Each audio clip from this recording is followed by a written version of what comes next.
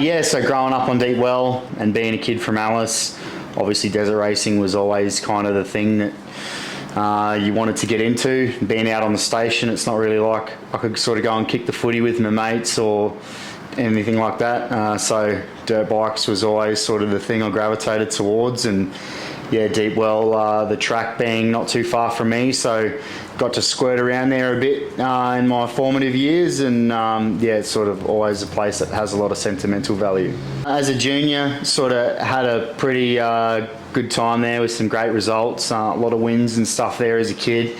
Did it once there as a pro light, and I think I come close second to Kenny Armstead, and then Yeah, had a few runs there on the 450 or in the open class. Yeah, so it's just, it's pretty gnarly. It's pretty grueling, like nothing else I've ever competed in. Obviously, generally, most of our big ticket events for the year are sort of in the cooler months, and as challenging as they are, the heat's not really a factor. It's more just, you know, how rough the track is, or, you know, the grueling sort of race conditions, whereas the heat sort of, you know, is another layer on top of that. So, you know, it'll be getting rough, it's dusty, it's, you know, pretty heated competition, and then you got the actual temperature, the climate thrown in there. The last few years have been pretty humid as well, so it's a whole other dynamic. And you know, when you're sort of doing 3 motos pushing, and it's sort of up around the 40-degree mark and sometimes really humid, it saps it out of you. So, you know, it's a bit of a maketh the man kind of day, and sort of get to see who's been chipping away in the off season, and who's got work to do. You know, it's been sort of an important event for me for a long time, and having so many connections to that event and to that place. So, yeah, it's something that sort of sinks its teeth into you and gets underneath your skin, and yeah, it makes you want more all the time.